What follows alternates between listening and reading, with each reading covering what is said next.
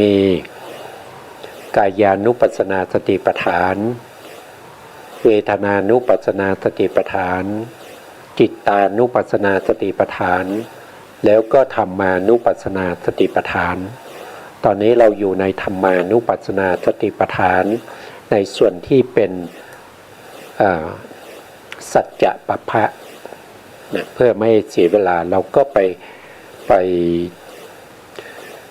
ดูรายละเอียดต่อจากครั้งที่แล้วนะครับต่อจากครั้งที่แล้ว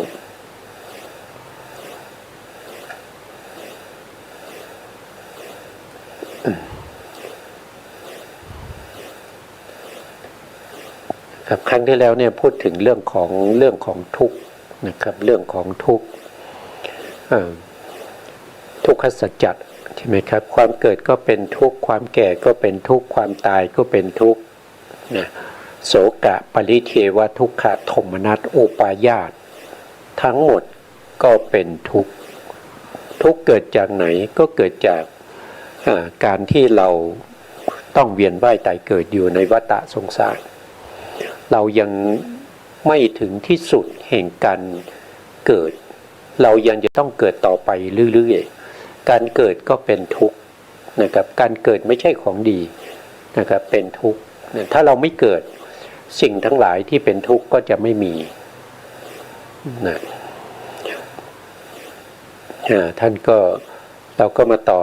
ครั้งที่แล้วนะครับครั้งที่แล้วพูดถึงก็โทมนัสเป็นไฉนความทุกข์ทางจิตความไม่สำราญทางจิตความเสวยอารมณ์อันไม่เป็นที่ความอันไม่มีครับ อันไม่ดีที่เป็นทุกข์เกิดแต่มโนสัมผัสอันนี้เราเรียกว่าโทมนัสมโนสัมผัสก็คือผัสสะที่เกิดทางใจนะครับผัสสะที่เกิดทางใจก็จะต้องมีธรรมะสามอย่างประชุมกันเหมือนกันนะครับก็คือมีอะไรบ้างนะก็จะมีหนึ่งก็คือธรรมารมณ์กระทบกับภวังคจิตทำให้เกิดเป็นมโนวิญญาณเมื่อมโนวิญญาณเกิดขึ้นนั่นก็แสดงว่าธรรมะสามอย่างประชุมกันแล้วก็มีธรรมารมณ์ภวังคจิตแล้วก็มโนวิญญาณก็ทำให้เกิดเป็นผัสสะที่อยู่ในมโนวิญญาณนั้นผัสสะนั้นเราจะเรียกว่ามโนสัมผัสสะมโนสัมผัสสะแต่ในที่นี้ท่านใช้คำว่ามโนสัมผัสอันนี้เรียกว่าเป็นโทมนัสก็คือทางใจโทมนัสนี่ถ้าว่าโดยองค์ธรรมก็คือได้แก่ตัวโทสะนี้ก็จะเกิดร่วมกับจิตที่เป็นโทสะมูลจิตก็มีอยู่สองดวงนะครับเป็นโทมนัสเป็นเวลาเขาเกิดเนี่ยเขาจะเกิดตรงที่ช่วงในวิถีที่เป็นมโนทวารวิถีแล้วก็เป็นทางเป็นชวนะนะครับเป็นชวนะเป็นโทสะชวนะดวงใดดวงหนึ่งในสองดวงนะครับก็อุปายาสะเป็นไฉนความแค้นความคับแค้น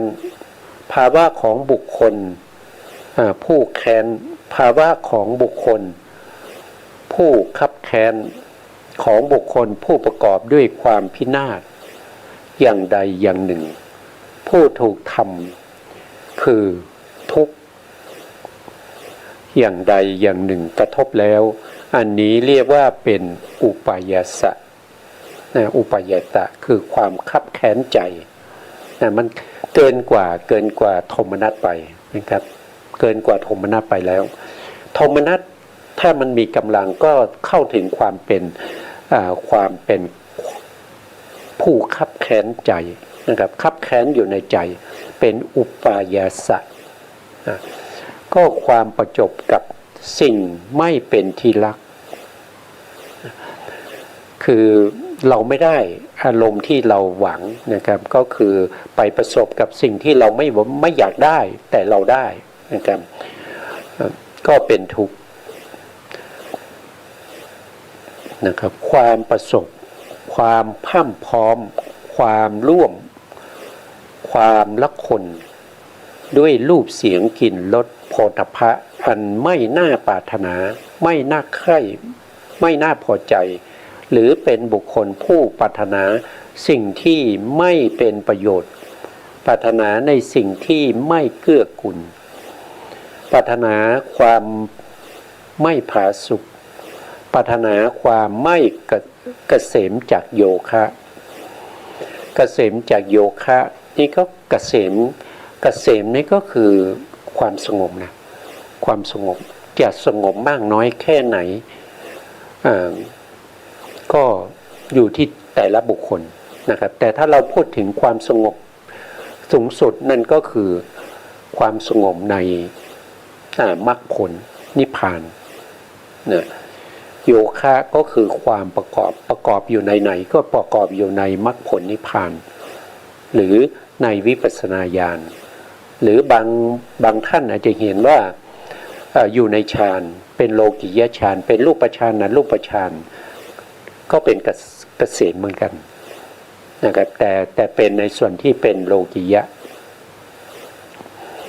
แก่ผู้นั้นอันนี้เรียกว่าความประจบกับสิ่งที่ไม่รักก็เป็นทุกข์นะได้พบกับอารมณ์ที่เราไม่รักก็เป็นทุกข์นะครับก็ความพลาดพลาดจากสิ่งที่เป็นที่รักก็เป็นทุกข์เป็นไฉนความประสบความไม่พรั่ำพร้อมความไม่ร่วมความไม่ละคนด้วยรูปเสียงกลิ่นรสโผฏฐัพพะอันน่าปรารถนาน่าใคร่น่าพอใจหรือด้วยบุคคลผู้ปรารถนาประโยชน์ปรารถนาสิ่งที่เกื้อกูลปรารถนาความผาสุกปรารถนาความเกษมจัดโยคะคือบิดามารดาพี่ชายน้องชายพี่หญิงน้องหญิงมิตรอมาตย์หรือญาติสาโลหิตซึ่งมีแก่ผู้นั้นอันนี้เรียกว่าความพลัดพรากจากสิ่งที่รักก็คือแยกจากกันนะครับก็คือแยกจากกันด้วยอะไรก็คืออาจจะแยกจากกันด้วยความตายแยกจากกันด้วยความตายจากกันหรือว่าอาจจะพลัดพรากนะครับพลัดพรากไปอยู่ต่างแดนอยู่ต่างแดนหรือว่าอาจจะถูกจองจำนะครับเข้าไปหากันไม่ได้นะครับถูกกีดกันด้วยอะไรหลายๆอย่างนะครับก็ทำให้เกิดเป็นความทุกข์นะอย่างนี้ก็คือเรียกว่าพลัดพรากจากสิ่งที่เป็นที่รักก็เป็นทุกข์นะปรารถนาสิ่งใดไม่ได้อันนั้นก็เป็นทุกข์เป็นไฉนปรารถนาย่อมบังเกิดแก่สัตว์ผู้มีความเกิดเป็นธรรมดาอย่างนี้โอ้หนอขอเราพึงมีความเกิดเป็นธรรมดาขอความเกิดอย่ามีมาถึงเราเลยข้อนั้นสัตว์ไม่พึงได้สมความปรารถนาข้อนี้ก็ชื่อว่าปรารถนาสิ่งไม่ได้ปรารถนาสิ่งใดไม่ได้แม้อันนั้นก็เป็นทุกข์ปรารถนาย่อมบังเกิดแก่สัตว์ผู้มีความแก่เป็นธรรมดานะครับก็ปรารถนาว่าขอเราอย่าได้แก่เลยอย่างเงี้ยนะครับแต่ก็ไม่สามารถจะเป็นอย่างนั้นได้เมื่อเราแก่เราปรารถนาอยากจะพบคนนั้นคนนี้ก็ไม่ได้พบนะเราปรารถนาอยากจะคุยกับคนนั้นคนนี้ก็ไม่ได้คุยอย่างนี้ก็เป็นทุกข์นะครับอย่างนี้เรียกว่าเป็นทุกข์นะครับทุกข์โดยธรรมดาเพราะ ปรารถนาสิ่งใดแล้วไม่ได้สิ่งนั้นนั่นก็เป็นทุกข์อย่างนี้ว่าโอ้หนอขอเราไม่พึงมีความแก่เป็นธรรมดาขอความแก่อย่ามาถึงเราเลยนี่ก็เป็นไปไม่ได้นะครับยังเป็นไปไม่ได้แต่มีการเกิดก็ต้องมีการแก่นะครับเป็นมนุษย์เป็นมนุษย์ก็ต้องมีความแก่เป็นธรรมดาถ้าไม่อยากแก่ก็ต้องไปเกิดเป็นเทวดาเทวดานี่ความแก่ก็ไม่ปรากฏความแก่ไม่ปรากฏแต่ว่าความตายของเทวดาก็มีเทวดาผู้ใหญ่เนี่ยเขาจะรู้นะครับเขาจะรู้วาระว่าเขาจะต้องตายวันไหนที่เขารู้ว่าเขาจะต้องตายเขาก็จะเป็นทุกข์นะครับเขาก็จะเป็นทุกข์เพราะมีนิมิตปรากฏอย่างเช่นเทวดาผู้ใหญ่อย่างเช่นท้าวสักกะเนี่ยนะครับท้าวสักกะนี้ท่านก็เมื่อใกล้จะตายเนี่ยท่านก็จะมีเหงื่อออก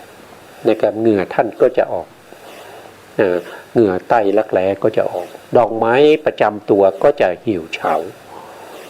นะแล้วก็ไม่พึงพอใจในทิพย์วิมานของตัวเองแล้วก็อาสนะที่ตัวเองเคยนั่งก็จะร้อนนะเมื่อมีนิมิตเหล่านี้ปรากฏเนี่ยเขาก็จะมีการตรวจสอบเมื่อเขาตรวจสอบดูเขาก็จะรู้ว่าเขาจะตายอีก7 วันข้างหน้าก็จะตายเพราะฉะนั้นเขาก็จะเป็นทุกข์นะเขาก็จะเป็นทุกข์นะก็จะเป็นอย่างนี้ถึงแม้ว่าความแก่ไม่ปรากฏเหมือนมนุษย์เราแต่ความตายเขาหนีไม่พ้นนะครับนะอย่างนี้หนอขอเราไม่พึงมีความแก่เป็นธรรมดาขอความแก่อย่ามีแก่เราเลยข้อนั้นสัตว์ทั้งหลายไม่พึงได้สมปรารถนาแม้ข้อนี้ก็ชื่อว่าปรารถนาในสิ่งที่ไม่ได้แม้อันนั้นก็เป็นทุกข์คือปรารถนาแล้วไม่ได้นะครับปรารถนาว่าไม่ต้องแก่แต่ก็ต้องแก่นะครับหนังไม่ต้องหิวนะครับก็ต้องหิวนะครับก็เป็นทุกข์เมื่อแก่ก็เป็นทุกข์อยากจะเป็นหนุ่มเป็นสาวเหมือนเดิมมันเป็นไปไม่ได้นะครับก็เป็นความทุกข์ความปรารถนาย่อมบังเกิดแก่สัตว์ผู้มีความเจ็บเป็นธรรมดาอย่างนี้ว่าโอ้หนอขอเราอย่าพึงมีความเจ็บเป็นธรรมดาขอความเจ็บอย่ามีมาถึงเราเลยขอนะ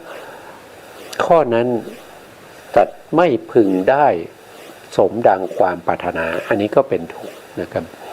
ก็ชื่อว่าปรารถนาสิ่งไม่ได้แม้อันนั้นก็เป็นทุกข์ความปรารถนาย่อมบังเกิดแก่สัตว์ผู้มีความตายเป็นธรรมดาอย่างนี้ว่าโอ้หนอขอเราไม่พึงมีตรงนี้นะครับเขาพิมพ์ตกนะครับอันนี้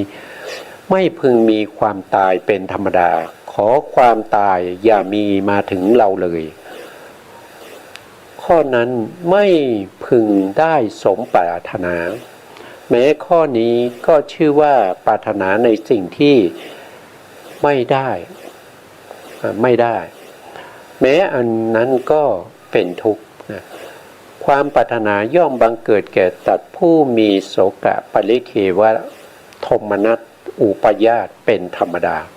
อย่างนี้ว่าโอ้หนอขอเราไม่พึงมีโสกะปริเทวะทุกขโทมนัสอุปาญาตเป็นธรรมดาขอโสกะปริเทวะทุกขโทมนัสอุปาญาสะอย่ามีมาถึงเราเลยข้อนั้นก็ไม่สมความปรารถนาของสัตว์เหล่านั้นก็ชื่อว่าเป็นทุกข์เหมือนกันเพราะว่าโดยย่ออุปทานขันธ์ห้าเป็นตัวทุกข์นะเป็นไฉนนะอุปทานขันธ์คือรูปนะรูปก็รูปขันธ์นะรูปขันธ์นี้ก็คือแต่ละท่านมนุษย์เราแต่ละท่านก็จะมีรูปอยู่ทั้งหมดในอวัยวะมีในรูปของเราเนี่ยอาการ32มีผมขนเล็บฟันหนังพวกนี้ นะครับรวมกันแล้วถ้าว่าโดยรูปปรมัตถ์ก็จะมีแต่ละท่านก็จะมีอยู่27รูป27รูปเนี่ยคือรูปประคันถึงแม้เราจะเอาเฉพาะผมอย่างเดียวนะครับอย่างอื่นไม่มีเอาเฉพาะผมอย่างเดียวก็ถือว่าเป็นรูปประคันบางครั้งเนี่ยเราอาจจะเห็นว่ามีธาตุดินอย่างเดียวธาตุดินอย่างเดียวก็เป็นรูปประคันนะครับมีประสาทตาอย่างเดียวก็เป็นรูปประคันนะประกอบกันเป็นรูปร่างขึ้นมาทั้งตัวเป็นนิมิตนะอนุพยัญชนะก็ยังเป็นรูปประคันนะรูปประคันคืออะไรรูปประคันก็คือมีสภาวะของความเสื่อมสลายสิ้นไปเป็นธรรมดารูปประคันเป็นสภาวะธรรมที่ไม่รู้อารมณ์เกิดขึ้นมาไม่สามารถจะรู้อารมณ์ไม่สามารถจะรู้อะไรได้คล้ายๆกับเห็นก็ไม่ได้นะครับเห็นก็ไม่ได้บางท่านอาจจะเห็นว่าเห็นได้เห็นไม่ได้ยังไงเขามีตาแต่ตาที่มีนั่นมันเป็นแค่ทวารเป็นแค่ประตูแล้วก็เป็นแค่ที่อาศัยเกิดของจิตอาศัยตาแล้วก็เห็นอะไรก็คือเห็นรูปนั้นคือรูปารมณ์รูปารมณ์ก็คือสีต่างๆเห็นได้ด้วยจิตนะไม่ใช่เห็นได้ด้วยตาเนื้อไม่ใช่เห็นได้ด้วยประสาทตาแต่ถ้าไม่มีประสาทตาไม่มีรูปตาไม่มีทวารจักขุทวารหรือจักขวัตถุเหล่านี้การเห็นก็เกิดขึ้นไม่ได้เพราะจิตที่เป็นจักขวิญญาณก็เกิดไม่ได้เพราะจักขวิญญาณก็ต้องอาศัยตาเกิดแต่ตานั้นเป็นรูปนะตาเป็นรูปสีเป็นรูปนะรูปอารมณ์เป็นรูปแต่ตัวจักขวิญญาณเป็นจิตจักขวิญญาณเวลาเกิดขึ้นก็เกิดเฉพาะจิตอย่างเดียวไม่ได้ต้องมีเจตสิกประกอบด้วยนะเจตสิกที่ประกอบจักขวิญญาณก็จะมีอยู่7ดวงที่เรียกว่าเป็นสัพพะจิตตสาธานะเจตสิก7นิผัสสะเวทนาสัญญาเจตนาเอกคตาชีวิตติน4และมนสิการเจตสิกเหล่านี้จะเกิดร่วมกับจิตเห็นจิตได้ยินเรียกว่าโสตวิญญาณจิตได้กลิ่นเรียกว่าฆานวิญญาณจิตรู้รสก็เรียกว่าชิวหาวิญญาณจิตรู้ความเย็นความร้อนหย่อนตึงแล้วก็รู้แข็งอ่อนเหล่านี้เป็นโพธพารมณ์จิตที่รู้โพธพารมณ์นั้นก็คือกายวิญญาณนะมีแต่รูปไม่มีจิตรูปนั้นก็ตั้งอยู่ไม่ได้เมื่อจิตไม่เกิดรูปนั้นก็จะสลายย่อยยับไปนะตามธรรมชาตินะครับรูปที่เป็นกรรมชรูปอย่างนี้จิตตชรูปเนี่ยพวกนี้มันถ้าไม่มีจิตนี่ก็อยู่ไม่ได้นะอยู่ไม่ได้แต่รูปที่ยังอยู่นั่นก็คืออุตุชรูปอุตุชรูปก็จะอยู่นะครับถึงแม้ว่าถูกเผาไปแล้วก็ยังเป็นเท่าอุตุชรูปก็จะอยู่ในเท่าฐานเหล่านั้นนะอุตุชรูปก็จะอยู่ตราบเท่าดีที่ยังมีเป็นฝุ่นเป็นละอองเป็นอะไรต่างๆนะอันนี้ก็เป็นรูปนะเวทนาก็คือสุขใช่ไหมครับสุขทุกข์เฉยๆความรู้สึกเหล่านี้นะครับรู้สึกว่าเป็นสุขเป็นทุกข์พวกนี้เป็นเวทนาเวทนาก็เกิดขึ้นทางตาก็มีใช่ไหมครับเห็นแล้วก็มีความสุขเห็นแล้วก็มีความทุกข์เห็นแล้วก็เฉยๆเกิดทางหูก็มีเกิดทางจมูกก็มีนะครับจมูกก็คือดมกลิ่นแล้วชอบใจใช่ไหมดมกลิ่นแล้วไม่ชอบดมกลิ่นแล้วก็เฉยๆอย่างเงี้ยก็มีนี่ก็เป็นอะไรเป็นเวทนาสัญญาคืออะไรสัญญาก็คือความจำเมื่อเห็นแล้วก็จำนะครับความจำหมายรู้เครื่องหมายที่ทำให้จดจำได้ เป็นอะไรเป็นขันธ์อย่างหนึ่งเรียกว่าสัญญาขันธ์นะสัญญาขันธ์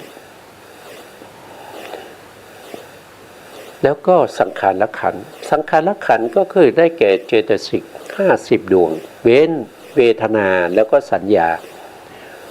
เวทนาก็เป็นเวทนาขันธ์ไปแล้วสัญญาก็เป็นสัญญาขันธ์ไปแล้วส่วนเจตสิกที่เหลือ50ก็จะเป็นขันธ์อะไรก็เป็นสังขารขันธ์สังขารขันธ์เหล่านี้ก็จะปรุงแต่งอะไรก็ปรุงแต่งจิตให้จิตนั้นเป็นไปทั้งที่เป็นความต้องการความอยากความเฉยความไม่พอใจนะครับเป็นอกุศลเป็นกุศลนะเป็นกิริยาเป็นวิบากเป็นมรรคเป็นผลก็ถูกปรุงแต่งด้วยสังขารเจตสิกตามสมควรแก่จิตนั้นว่าจะสังขารขันธ์จะเกิดได้เท่าไหร่ในจิตนั้นนะวิญญาณก็คือวิญญาณขันธ์วิญญาณขันธ์ก็คือตัวจิตนี้เป็นที่อาศัยเกิดของเวทนาขันธ์สัญญาขันธ์สังขารขันธ์เกิดในจิตเขาจะเกิดร่วมกันทั้งจิตแล้วก็เวทนาขันธ์สัญญาขันธ์สังขารขันธ์เกิดร่วมกันเกิดพร้อมกันอาศัยวัตถุเดียวกันเกิดขึ้นแล้วรู้อย่างเดียวกันไม่รู้ต่างกันถ้ารู้สีก็รู้สีเหมือนกันถ้ารู้เสียงก็รู้เสียงเหมือนกันถ้ารู้กลิ่นก็รู้กลิ่นเหมือนกันแล้วก็อย่างเดียวกันไม่ใช่ว่ารู้กลิ่นหอมรู้กลิ่นเหม็นอย่างเงี้ยมันไม่ได้นะครับเกิดพร้อมกันอาศัยที่เกิดอันเดียวกันแล้วก็รู้อารมณ์อย่างเดียวกันสุดท้ายก็คือเขาจะดับพร้อมกันด้วยอันนี้เป็นนามธรรมมีเวทนาขันธ์สัญญาขันธ์สังขารขันธ์แล้วก็วิญญาณขันธ์เขาเป็นสัมปยุตตธรรมเกิดพร้อมกันอาศัยวัตถุเดียวกันเกิดขึ้นรู้อารมณ์อย่างเดียวกันแล้วก็ดับไปพร้อมกันเหล่านี้เรียกว่าเป็นอุปทานขันธ์ห้านะครับเป็นอุปทานขันธ์ห้าอุปทานขันธ์ห้าคำว่าอุปทานเนี่ยอุปทานนี่คือการไปยึดมั่นในขันธ์ยึดมั่นในรูปขันธ์เวทนาขันธ์สัญญาขันธ์สังขารขันธ์แล้วก็วิญญาณขันธ์สิ่งที่ถูก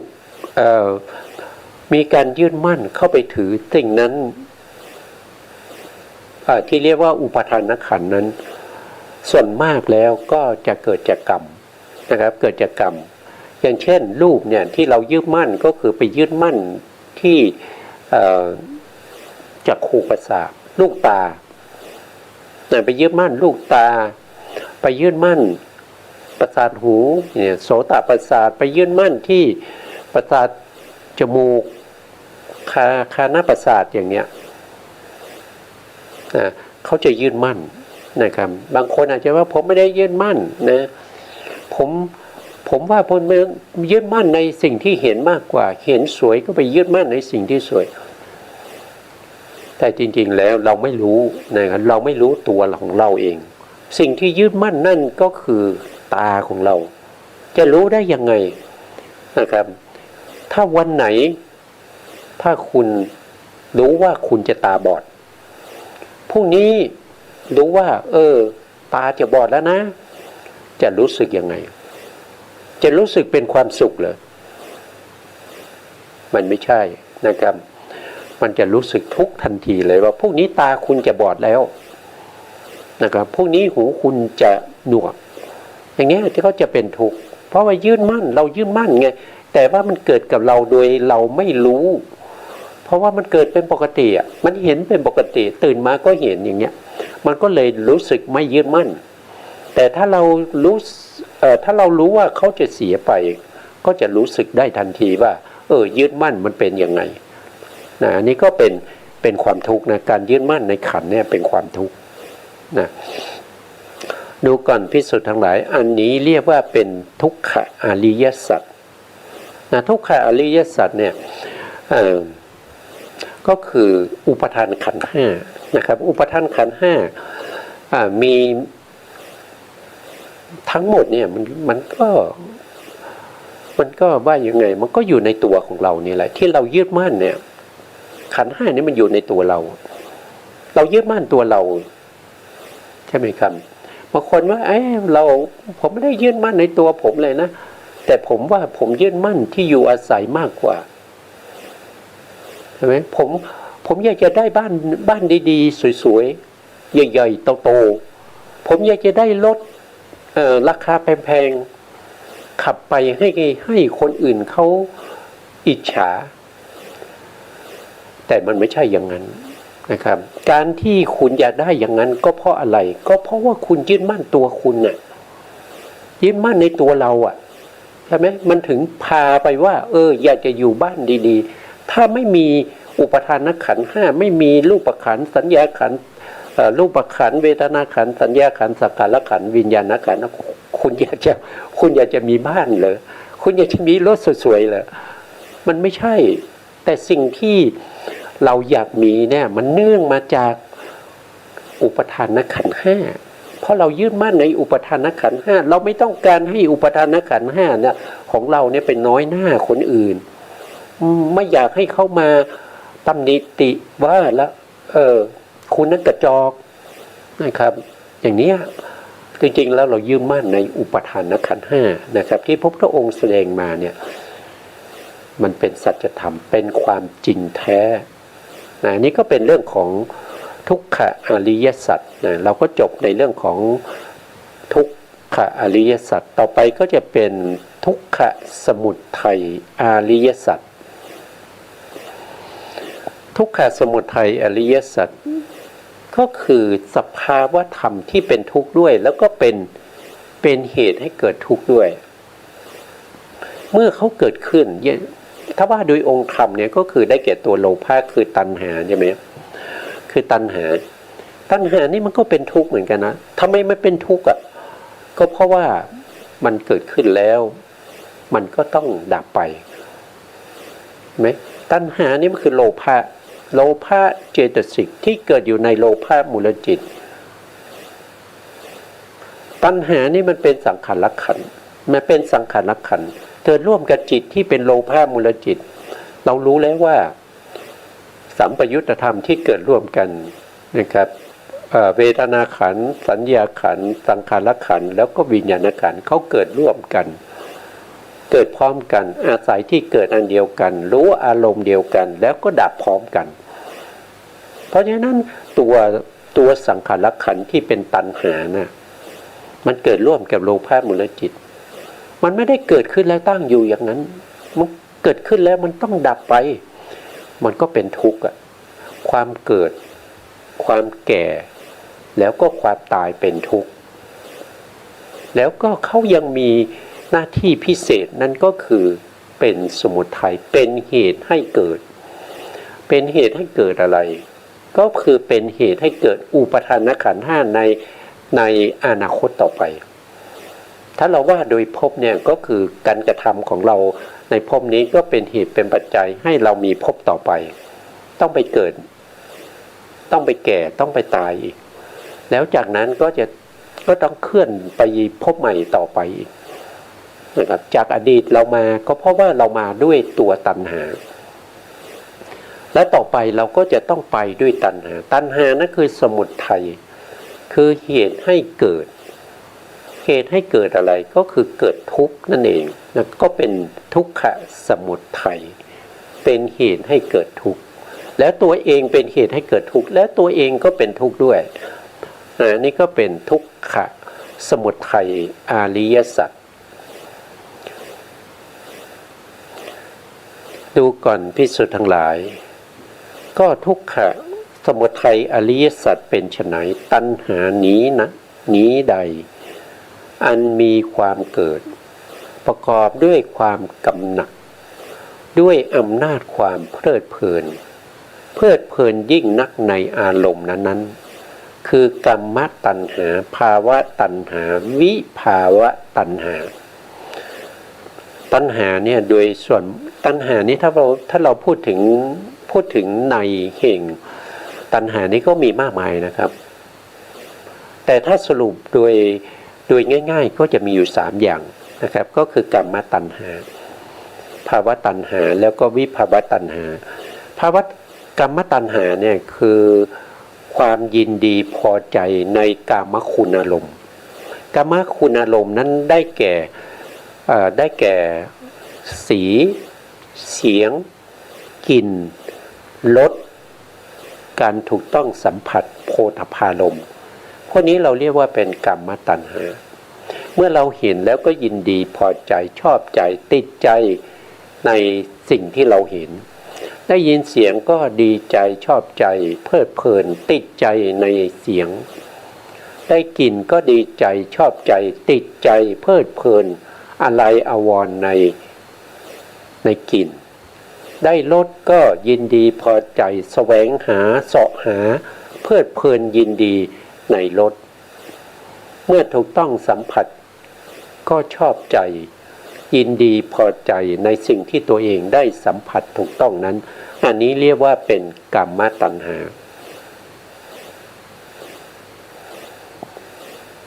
ภาวะตัณหาก็คือตัณหาที่มีความยินดีชอบใจที่ประกอบกับความเห็นผิดที่เรียกว่าเป็นสัสตทิฏฐิก็คือเห็นว่าเที่ยงภาวะตัณหาก็คือความยินดีติดใจแล้วก็แสวงหาสิ่งที่เราชอบใจแล้วก็มีความเข้าใจว่าสิ่งนั้นมันเที่ยงสิ่งนั้นมันเที่ยงเป็นสัสตทิฏฐิหรือติดใจพอใจในภพภูมิ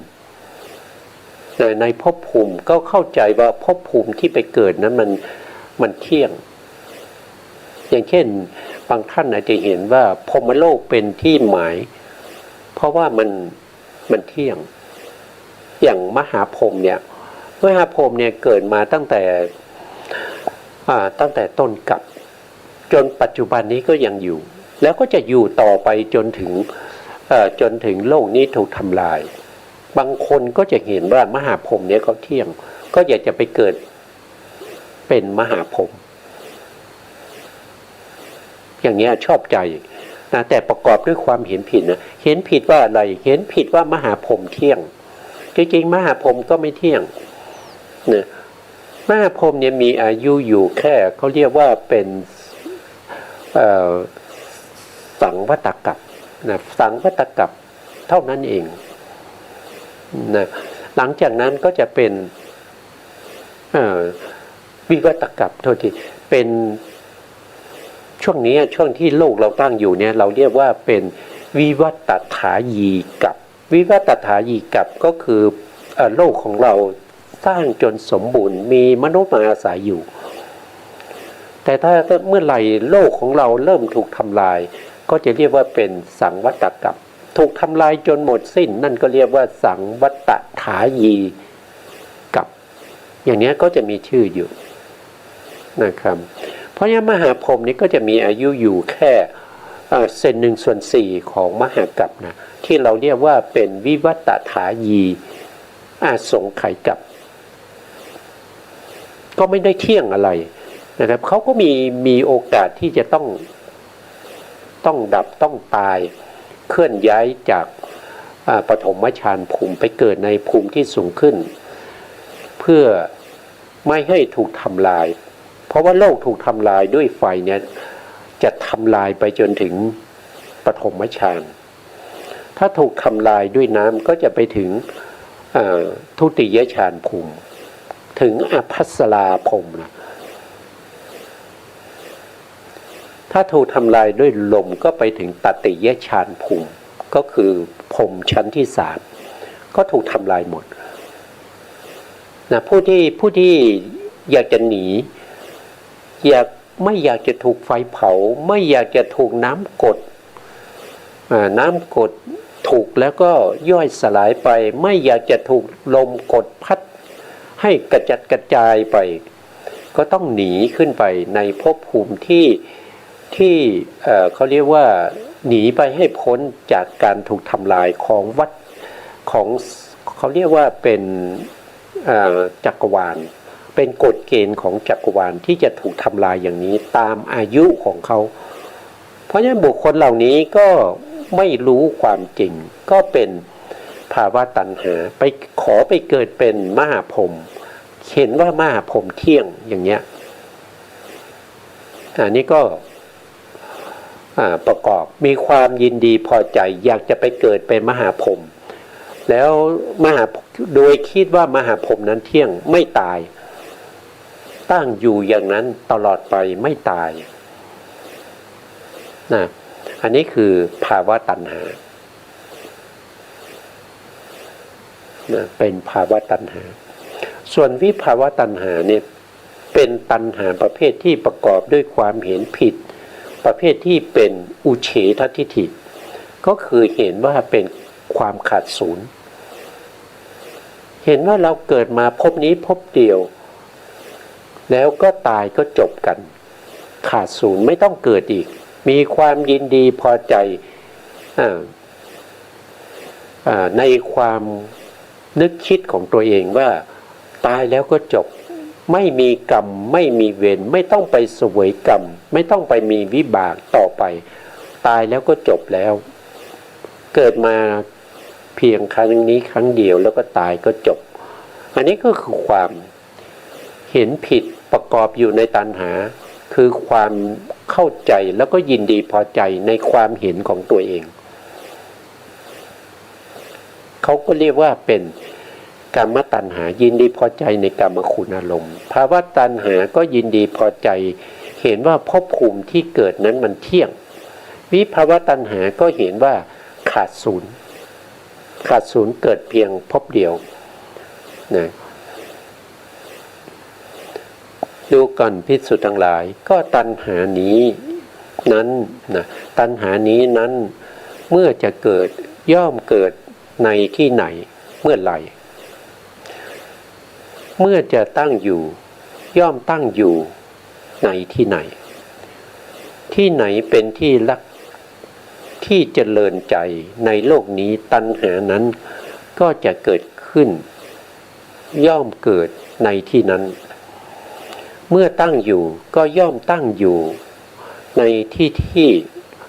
อะไรเป็นที่รักที่พอใจในโลกนี้ก็ตั้งอยู่ในที่นั้นโลกนี้ก็คือได้แก่ตานะครับก็คือตาตั้งอยู่ในตาตั้งอยู่ในหูตั้งอยู่ในจมูกตั้งอยู่ในกลิ่นในกายแล้วก็ในใจเป็นที่รักที่เจริญใจในโลกตัณหาเมื่อจะเกิดก็ย่อมเกิดที่นี้เมื่อจะตั้งอยู่ก็ตั้งอยู่ที่นี้ก็คือตั้งอยู่ที่ตาหูจมูกลิ้นกายใจนั่นเองเนี่ยรูปเสียงกลิ่นรสโผฏฐัพพะธรรมารมณ์เป็นที่รักที่เจริญใจในโลกตัณหาเมื่อจะเกิดก็ย่อมเกิดในที่นั้นนะเมื่อจะตั้งอยู่ก็ตั้งอยู่ในที่นั้นจักขูวิญญาณโสตวิญญาณจักขูวิญญาณก็คือเห็นทางตานะครับจิตที่เกิดการเห็นทางตาโสตวิญญาณก็คือจิตที่ได้ยินเสียงเกิดทางหูฆานวิญญาณก็คือได้แก่จิตที่ได้กลิ่นเกิดทางจมูกชิวหาวิญญาณก็คือจิตที่เกิดทางลิ้นได้รสแล้วก็กายวิญญาณคือจิตที่อาศัยกายประสาทเกิดนะรู้โผฏฐัพพารมณ์มโนวิญญาณก็เกิดทางใจนะเกิดทางใจในขณะมโนวิญญาณเกิดเนี่ยก็คือการนึกคิดตึกตองนึกคิดตองไปในอารมณ์ต่างๆโดยไม่ได้เห็นไม่ได้เห็นไม่ได้ยินเสียงไม่ได้กลิ่นไม่ได้รสไม่ได้สัมผัสแต่นึกคิดเอาเองอันนี้เรียกว่าเป็นมโนวิญญาณนะครับเป็นที่รักที่เจริญในโลกตัณหาเมื่อจะเกิดก็ย่อมเกิดในที่นี้เมื่อจะตั้งอยู่ก็ตั้งอยู่ในที่นี้ก็พูดง่ายๆว่านะครับ3อย่างนะ สามอย่างถ้าว่าทางตาก็สามใช่ไหมครับมีรูปารมณ์นะมีรูปารมณ์แล้วก็มีประสาทตาแล้วก็มีจักขูวิญญาณเนี่ยเขาก็จะตั้งอยู่ในสภาวะเหล่านี้นะต่อไปเมื่อธรรมะสามอย่างที่ต่อเมื่อกี้นะครับมีรูปารมณ์มีจักขูประสาทแล้วก็มีจักขูวิญญาณธรรมะสามอย่างนี้ประชุมกันก็จะเป็นผัสสะนะครับก็จะเป็นผัสสะตัวนี้ก็เป็นจักขูผัสสะหรือจักขูสัมผัสสะนะตัวนี้จักขูสัมผัสสะนะโสตสัมผัสสะฆานะสัมผัสสะชิวหาสัมผัสสะกายะสัมผัสสะมโนสัมผัสสะที่เป็นที่รักที่เจริญใจในโลกตัณหาก็จะเกิดแล้วก็ย่อมเกิดในที่นั้นนะครับเมื่อตั้งอยู่ก็จะตั้งอยู่ในที่นั้นนะนอกจากจะเป็นภาษาแล้วภาษายังเป็นปัจจัยให้เกิดเวทนาเวทนาที่เกิดจากภาษานั้นเกิดจากธรรมะสามอย่างประชุมกันทางตาก็เรียกว่าจักขุสัมผัสสะจักขุสัมผัสสะเป็นปัจจัยให้เกิดเวทนาก็จะเรียกว่าเป็นจักขุสัมผัสสะชาเวทนา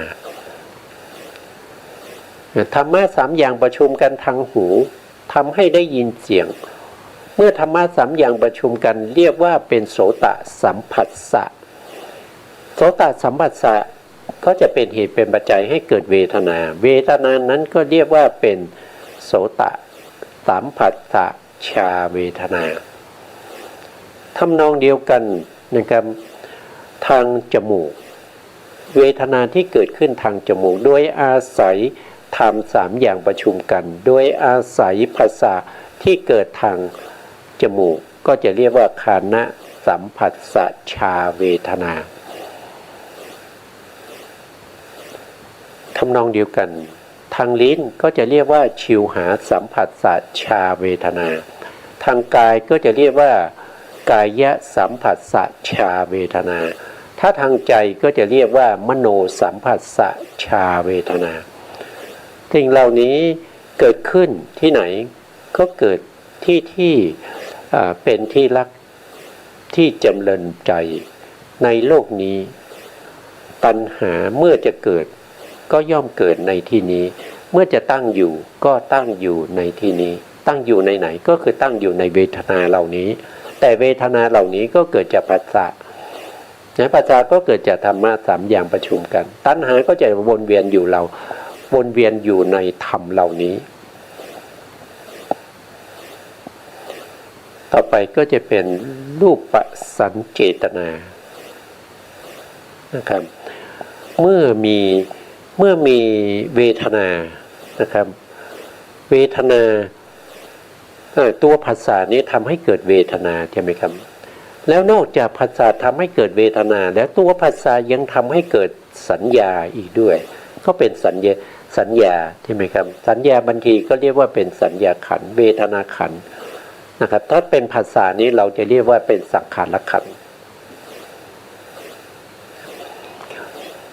เวทนาที่เกิดทางตาไปเห็นรูปแล้วก็จำได้จำในรูปที่เห็นเราก็จะเรียกว่าเป็นรูปสัญญาจำเสียงเราก็จะเรียกว่าเป็นสัทธสัญญาถ้าจำกลิ่นก็เรียกว่าคันธสัญญาถ้าจำรสก็เรียกว่ารัสสสัญญา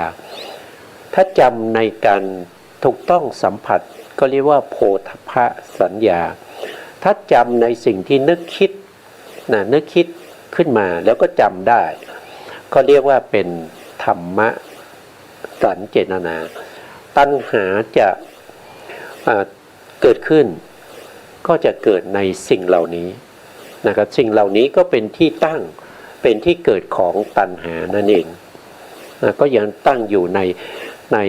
สัญญาเหล่านี้นะต่อไปนะครับทีนี้เมื่อมีผัสสะมีเวทนา มีสัญญาแล้วก็ยังมีเจตนาเกิดร่วมด้วยอีกนะเจตนาที่เกิดทางตาก็จะเรียกว่ารูปปสัญเจตนาถ้าเกิดทางหูก็เรียกว่าสัทธสัญเจตนาถ้าเกิดทางจมูกก็เรียกว่าคันธสัญเจตนาถ้าเกิดทางลิ้นก็เรียกว่าเป็นลัสสะสัญเจตนาถ้าเกิดทางกายก็เรียกว่าโพธพภสัญเจตนาถ้าเกิดทางใจก็เรียกว่าธรรมสัญเจตนาตัณหาก็จะอยู่นอนอยู่ในสิ่งเหล่านี้นะครับเป็นที่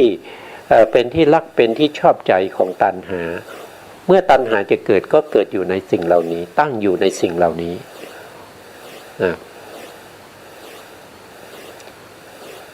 ทีนี้รูปปะรูปต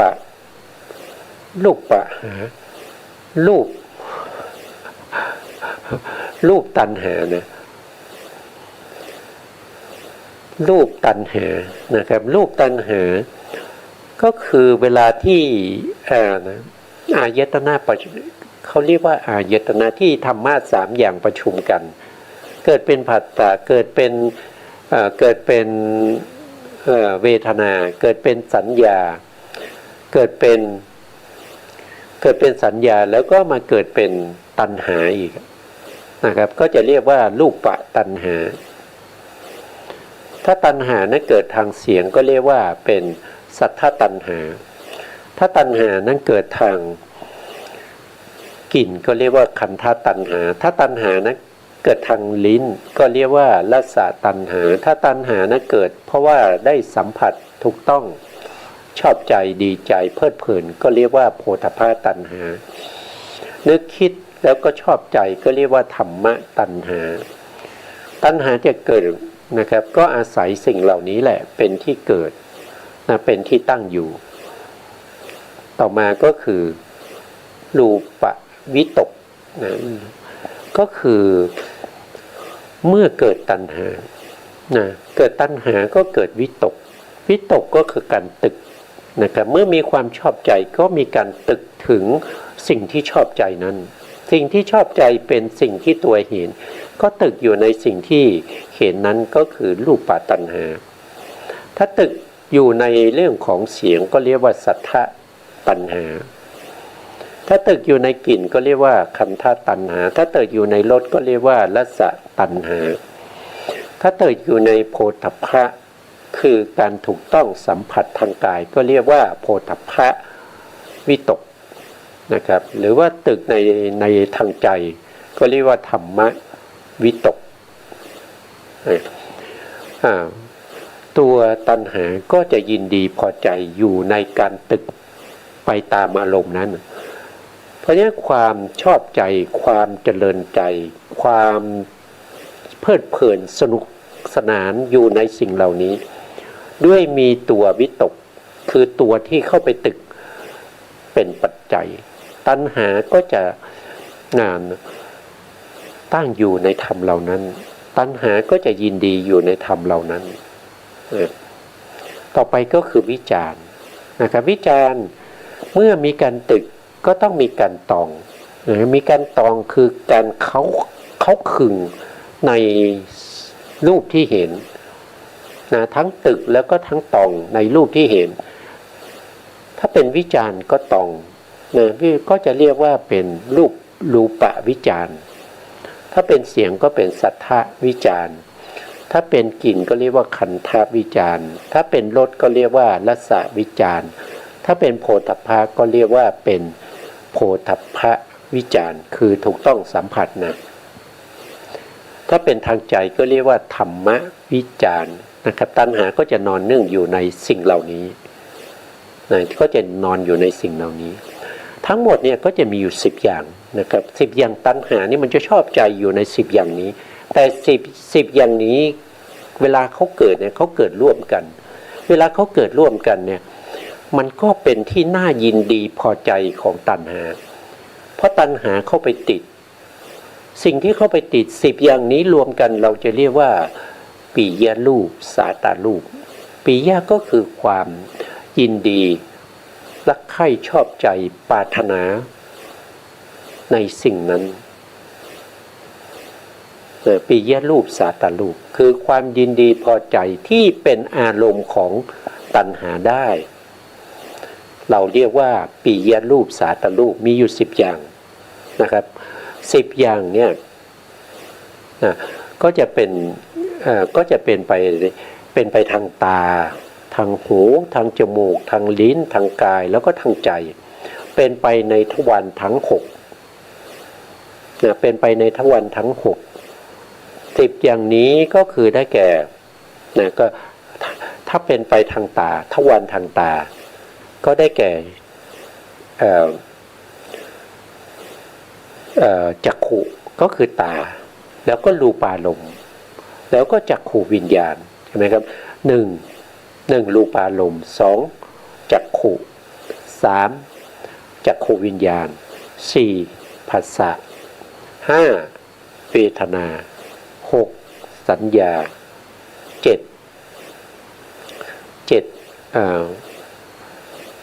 ก็คือได้แก่เจตนา8ก็คือตัณหา9ก็คือวิตก10ก็คือวิจารทางตามี10ทางหูมี10ทางจมูกมี10ทางลิ้นมี10ทางกายมี10ทางใจมี10รวมกันก็จะเป็น60นี้เราจะเรียกว่าเป็นปิยรูปสาตรูปเป็นสภาวธรรมที่รวมกันอยู่เป็นที่อาศัยเกิดของตัณหาจะยินดีพอใจในปิยรูปสาตรูปทั้ง10เหล่านี้อันนี้เรียกว่าเป็นทุกขะสมุทัยอริยสัจต่อไปก็เป็นทุกขะนิโรธะอริยสัจนิโรธนี่แปลว่าความดับนะนิโรธเนี่ยแปลว่าความดับนะครับทุกข์ก็คือทุกข์นั่นเองนะครับอริยะก็คืออริยะเนี่ยก็คือความจริงของพระอริยะนะความจริงของพระอริยะนะรวมกันแล้วก็จะได้ว่าเป็นที่ดับของทุกข์นะเป็นที่ดับของทุกข์ความจริงของพระอริยะที่เห็นว่าตรงนี้นิโรธเนี่ยเป็นที่ดับของทุกข์นะเป็นอริยสัจเป็นที่ดับของทุกขสัจคือทุกขสัจเนี่ยเขาดับอยู่ตลอดเวลาเขาเกิดขึ้นมาใช่ไหมถ้าเป็นรูปเนี่ยเขาจะมีอายุเท่ากับจิตแค่17ดวงถ้าว่าโดยอนุขณะก็ได้51ขณะก็เกิดขึ้นแล้วครบ51ขณะเขาก็ดับไปแต่ถ้าเป็นจิตและเจตสิกก็เกิดขึ้นมาแค่3ขณะก็มีอุปาทขณะแล้วก็ถีติขณะแล้วก็พังคขณะก็ดับไปแต่รูปนี้เขาจะตั้งอยู่ได้นานกว่าอุปาทขณะมีขณะเดียวถีติขณะคือขณะที่ตั้งอยู่ของรูปนั้นมีอยู่49ขณะแล้วขณะดับอีกขณะหนึ่งรวมกันก็เป็น51ขณะสรุปแล้วก็เทียบเท่ากับจิตอยู่17ดวงจิตเกิดขึ้นแล้วก็ดับไปถึง17ดวงเกิดขึ้นดับไปถึง17ครั้งเนี่ยก็เท่ากับรูปเกิดขึ้นมา1รูปแล้วก็ดับไป1รูปนี่ก็คือความดับโดยปกติโดยธรรมดาไม่ต้องไปทำอะไรมันธรรมชาติเขาเป็นอย่างนั้นแต่คำว่านิโรธเนี่ยนิโรธในที่นี้คือเราไม่ได้หมายถึงความดับตัวนั้นเราหมายถึงว่าเราจะทำยังไงให้อุปทานขันธ์5ที่เกิดขึ้นแล้วเนี่ยให้เขาดับแล้วไม่ให้เขาเกิดอีกนะให้เขาดับแล้วไม่ให้เขาเกิดอีกอันนี้ไม่ใช่เรื่องง่ายๆนะครับเพราะว่าเป็นเรื่องยากนะครับเราก็จะต้องมาพูดกันต่อไปในโอกาสต่อไปนะครับวันนี้เวลาหมดครับสุดท้ายนี้ขอบพระคุณพระครูสมุทรวิสุวัฒน์วรกิจโจผู้อำนวยการสถานีวิทยุเพื่อการศึกษาพระพุทธศาสนาและวัฒนธรรม FM 104.5 เมกะเฮิรตซ์วัดฝายหินจังหวัดเชียงใหม่ และขอกราบขอบพระคุณพระครูปริยัติยานุศาสตร์ขอบคุณท่านผู้ฟังและผู้ชมทุกท่านที่ติดตามในรายการพระไตรปิฎกลอยฟ้าพบกันใหม่ในโอกาสต่อไปครับสวัสดีครับ